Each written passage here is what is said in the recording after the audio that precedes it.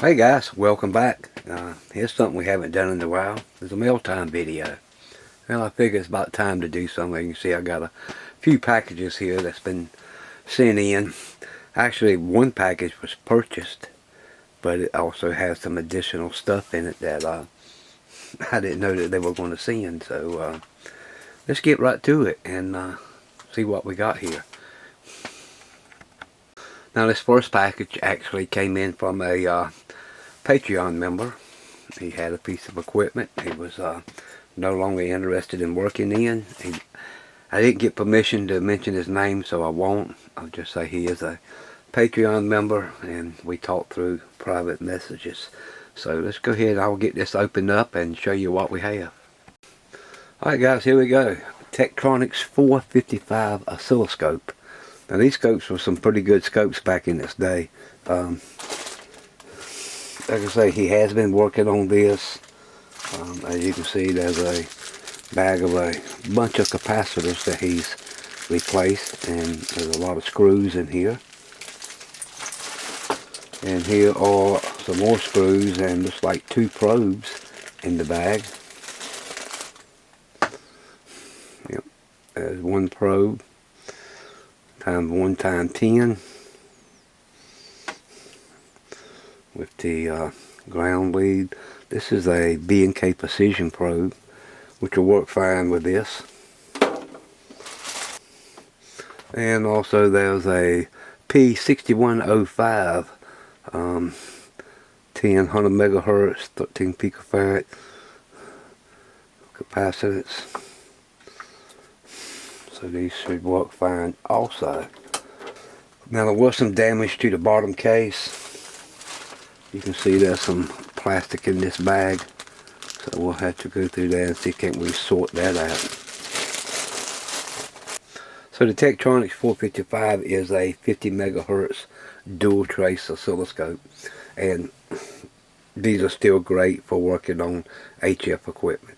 They're very handy, so we'll have to put this on the bench one day and just do a complete video and do some troubleshooting on it, see if we can find out just what all was wrong with it.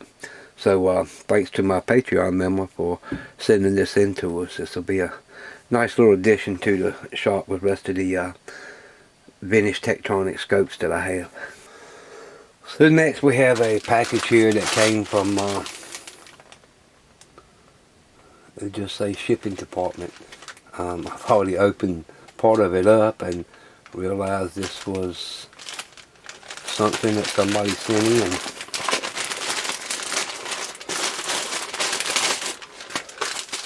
And again, there's another box with no information on it. It says banana plugs.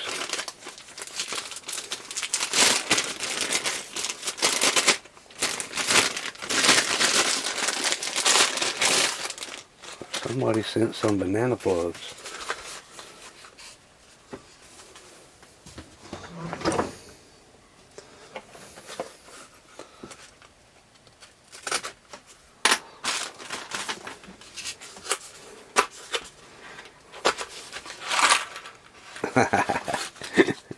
Look at that. I know who sent these in. These are 1/4 inch jacks for microphones. A buddy of mine was in the shop a couple weeks ago, and he had bought some microphones off of eBay, and we were in the shop trying to find a couple of plugs to put on it to work with his Swan radios, and the ones I had was the older style, and they're a little bit smaller than a 1/4 inch. It's the I can't remember what it is, 6.5 millimeter or something like that. And we searched the shop and we found a couple, but that worked. So looks like he sent those in some fairly nice microphone jacks. So big thanks to Courtney for doing that. That was pretty neat. I wasn't even expecting this to come in. But these will come in handy. That's about what. 1, 2, 4, 5, 6, 7, 8, 10 of them. And I have several microphones that can use these. That's like my old Shure microphone here. See, it uses it. And that's the same size jack. And this one here is not a very good quality, so I can switch it out with a good one. Anyway, thanks, Courtney. I appreciate that. I wasn't expecting that to come in. Now, some of you may know that I've always been a big fan of Tectronics soldering stations. It's just been a great working soldering station, and I've had this thing, I don't know, what, 6 years or so. And the other day, my soldering iron, you can see it's a little bit loose. And what it is, the nut that goes around it has cracked, and it will not stay. So I had to put some black tape around it. Now, after I had this thing about a year, one of my soldering stations, soldering iron handles broke. I called Tectronics, and they replaced it for free. Now here's my other one that I use quite a bit, and the same thing has happened to it. I just taped it back together so I wouldn't lose the parts, but the nut has broke on it also. So yeah, but look, these are 4 or 5 years old. I come in the shop, I turn it on, it might stay on 10 hours, and you know, it's plastic. It's going to get damaged from heat over that long period of time. So I got in touch with Tectronics and I ordered 2 more. And I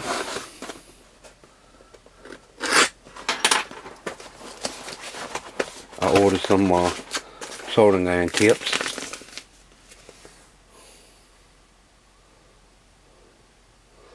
See, I ordered, this is the 4000 series. So it takes the 4060 soldering iron handpiece. And I ordered some chisel tips to go along with it.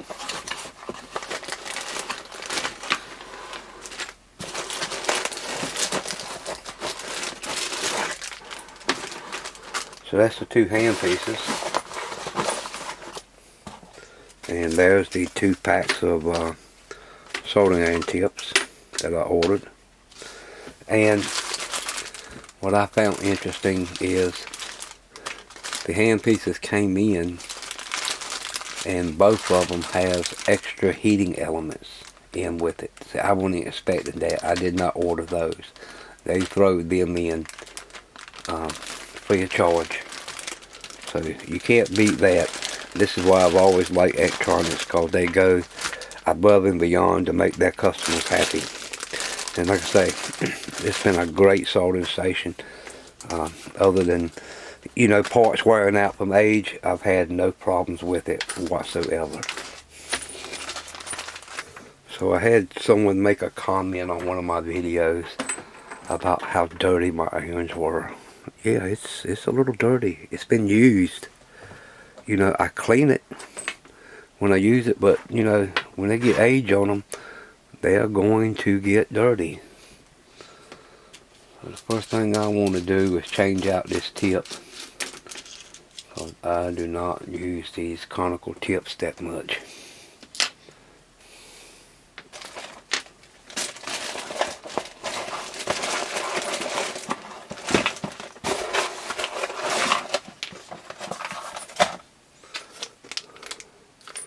I like a chisel tip.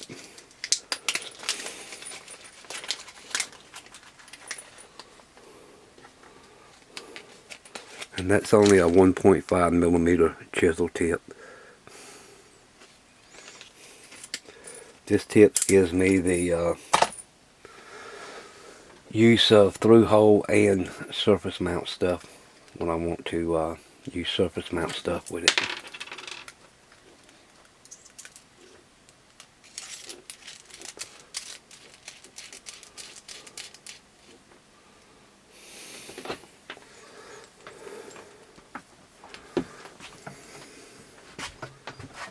plug it in.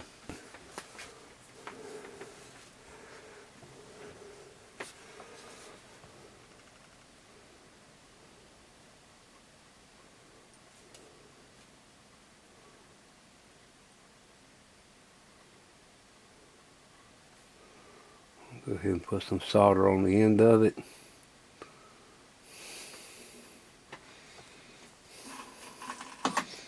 Clean it off. Put some more solder on it. And I'll turn it off and just let that cool with that on there. I think I've replaced 2 heating elements since I've been using these irons. So the good thing about it, both heating elements in these are still good. The cables are in excellent condition, and that's that. I think they're silicone. They're very flexible. And, you know, it takes the 5-pin DIN. But I mean, no problems with these things. They have been great pieces of equipment. So I had another viewer contact me, so I know what this is, and said he had a piece of equipment he wanted to donate to the channel. So I said, well, sure, thank you. You know, so he sent it in. Again, I didn't get a permission to use his name or, you know, tell you what who he is. So if he wants to comment down below, that's fine. He can let you know then. But so for now on, we'll just call him Bill. Say he sent this in. So let's get it out of this big box. And inside that box is another older box, and there's something in it. And there's a note.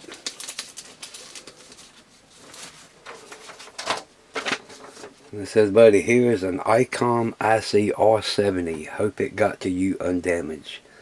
As I mentioned, it has lost audio. About a month ago, audio level started to drop down after a few minutes from turn on. Pleased to donate it to you, as I really don't use it much anymore, but wanted a good home for it. Well, that's pretty neat. So let's open this box up.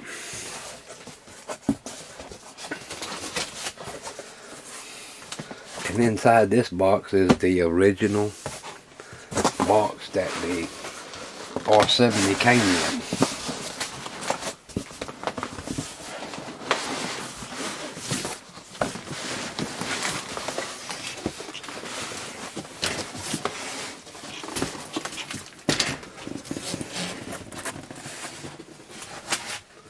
Now, I love it when people keep the original boxes that stuff, you know, came in.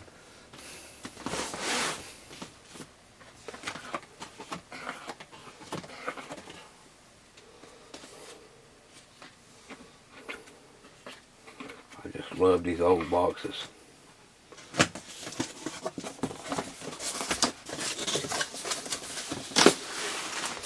Alright, first thing we got is a piece of styrofoam with an Icom box on it.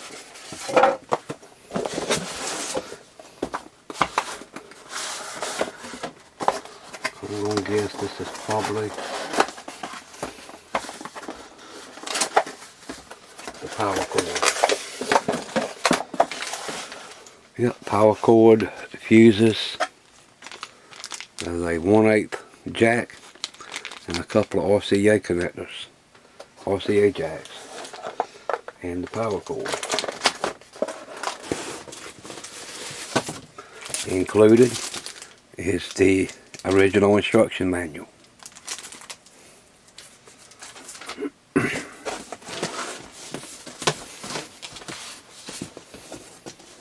Alright, so she does have a little weight to her.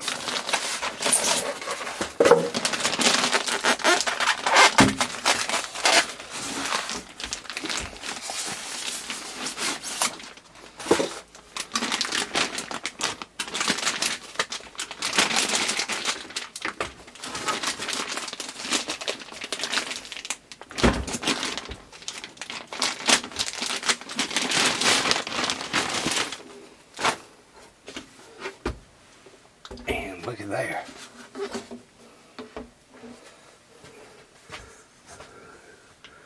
She looks to be in excellent condition.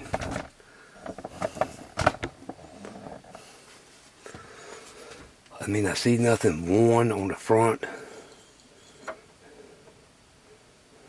Looks real nice. Look at the sides of it.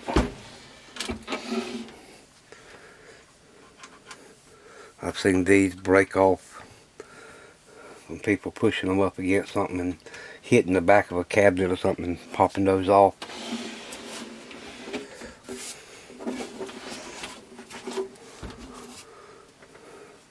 I mean, no scratches on the bottom or sides or back of it.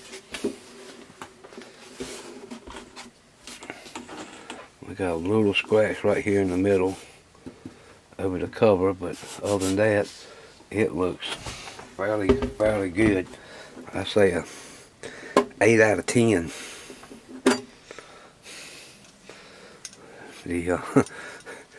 I don't know how many times I've seen these broken off and gone. And it's got that old electronic smell to it.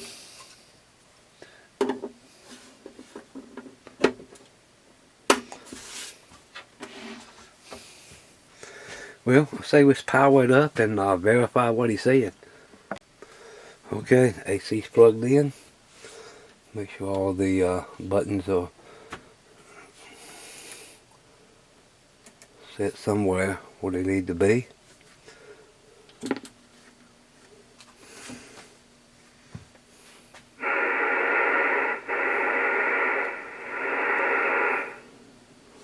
Well, that's a good indication. See, it's on 15 megahertz.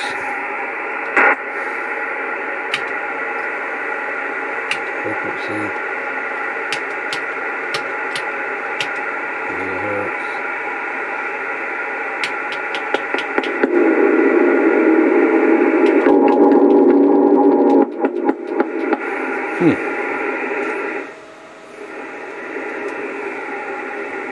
Let's go to AM.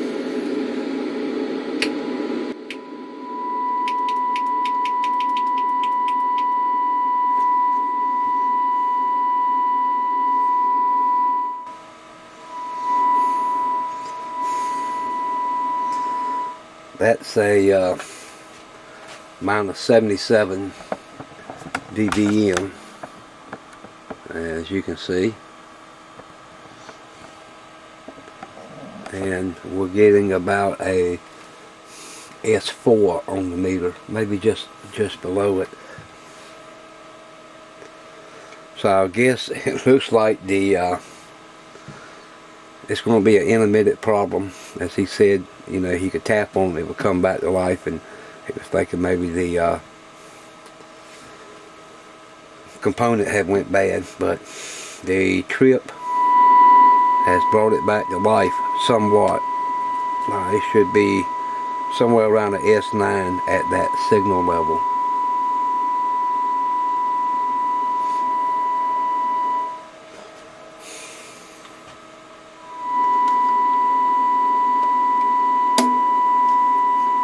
And turn the preamp on, it comes on to about S7.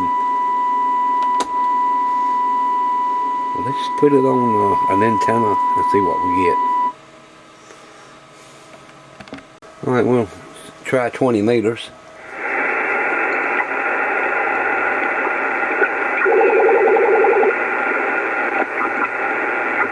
So India, you're 56 Indiana, 56 Indiana.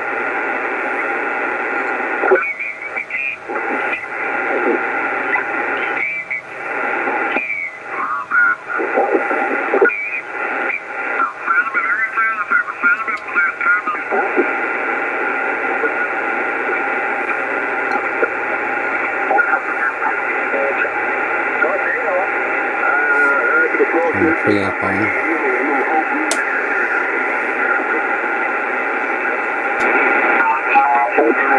I know Barry and I'm going to go ahead and start my secretary report, A4FL. Barry and I are going to get there a few days early, and we're going to go to the Air Force Museum of the United States. So That's a nice opportunity for those of you that... Alright guys, guarantee if I moved it, it would probably lose the audio. Could also be something heating up in there in the voltage regulator circuit that's running that IC chip. Believe it's going to be IC6 in this radio. It's been a while since I worked on one of these, but I do know of some problems with that particular IC in these. So we'll have to get this thing on the bench one day and go through it and do a complete check out on it, see if we can find what's causing the receiver to drop out, and just go through it and get a good alignment on it. See can we get it back up and running the way it used to. These are excellent old receivers. You know, just got to remember that the R70, it came out in the early 80s. I mean, somewhere between 81, 83 in that range, I believe. So, you know, she's got some age on her. But, again, when they're working, they are excellent receivers.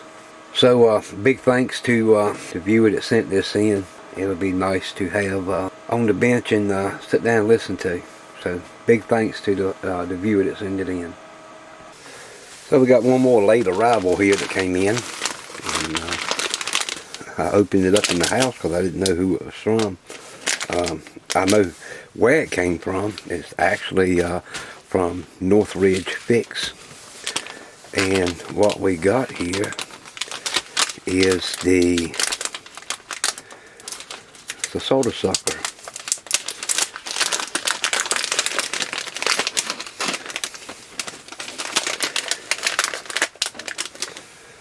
And comes with a extra tip. But you can see this has got the NF sucker on it that Alex puts on all his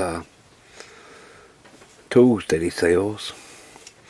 And after looking at this is basically the same solder sucker that Radio Shack used to sell back in the days, and I used to love these things because they're very, very strong. They suck real good. They got a pretty hefty spring in it, and this thing has a bit of a recoil. You do have to make sure you hold it good when you mash that button, because when it goes up, it will probably fly out of your hand if you ain't holding it good. And you know, they got it knurled so that it doesn't slip so much in your hand. But yeah, Radio Shacks, some of them had the knurls on them, some of them didn't. They're anodized. Most of them I think were blue that Radio Shack had. And the onlyest problem I used to have with these was, again, the recoil was so strong on it that it would actually, after a year or so, you can see the size of that spring that's in there. But after a year or so of working, it would wear these threads down. I guess that's from the impact of it going up and hitting so hard. And they would finally start stripping out and come loose in the body. In fact, I've had them to completely blow the end of them off over time. But I wasn't sure of who sent this in, and then my buddy called me, Courtney from Fayetteville, had called me and told me that he had ordered a couple of these and sent me one of them. So I prefer this solder sucker over any of them that's on the market. And you know, I have several. Even the traditional old one that was called a sorta pullet from, and these have been in manufacturing for years, and they do okay, but you know, it's all plastic and it's got a plastic shaft in them, and over time this shaft will break. But one of the biggest problems with these is that the way this is funneled down, the solder will drop down and you're not able to press it because there's so much solder in the bottom, so you have to take it apart and clean it out. And when you go to use it, the rod should come out past this tip, and you see it's not doing it, and that's because it's got so much solder built up in it. But these are excellent little devices here. Harbor Freight sells this version also, but you know, if you can get one from Northridge Fix, you know, help support Alex, these are great little tools to have.